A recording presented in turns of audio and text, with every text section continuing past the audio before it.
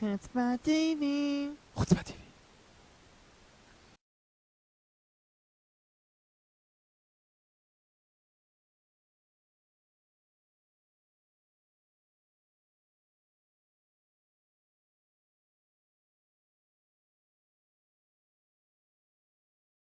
Pourquoi, aujourd'hui, Gilad Shalit ne fait pas partie des otages qui sont considérés par France 2 en tant qu'otages français? Écoutez, aujourd'hui nous parlons d'Hervé et de Stéphane et on pense à tous les otages par ailleurs sans discrimination. Oui, mais pourquoi Gilad Shalit n'est pas considéré comme français dans les JT de France Télévisions? Monsieur le ministre, vous avez peut-être une réponse à cette question? Vous qui êtes le ministre de tutelle de France Télévisions?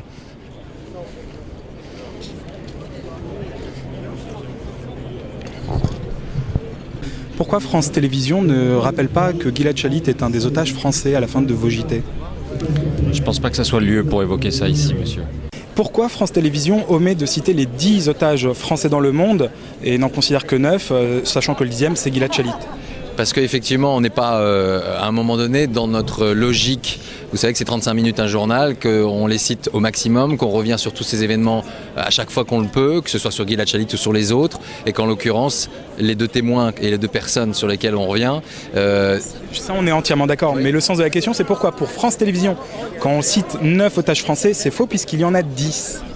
Ah, écoutez, honnêtement, c'est une question qui fait débat. On pourra en reparler. Je vais me renseigner sur la question. Je ne les ai pas tous comptés les uns après les autres, mais j'ai la liste sur moi du ministère des Affaires étrangères. Je peux vous la donner. Et il y en a 10 en comptant Gilad Shalit. C'est pas un choix volontaire, en tout cas de ma part. France 2 considère 9 otages français dans le monde en omettant Gilad Shalit. Est-ce que c'est une volonté Écoutez, pour moi, Gilad Shalit, c'est un prisonnier de guerre. Alors j'ai bien vu qu'ici, il y avait des personnes qui le considéraient comme otage. Pour moi, il est prisonnier de guerre. Il a... Pour vous, c'est-à-dire quand vous parlez de vous, c'est au nom de France Télévisions? Non. Par exemple, le Quai d'Orsay considère qu'il est prisonnier de guerre et pas otage. Donc voilà. Donc écoutez, on examine cette situation parce qu'on a été saisi récemment de cette situation. Donc on regarde ça et puis on verra si effectivement on va le comptabiliser ou pas. Pour l'instant, c'est encore en réflexion. Voilà.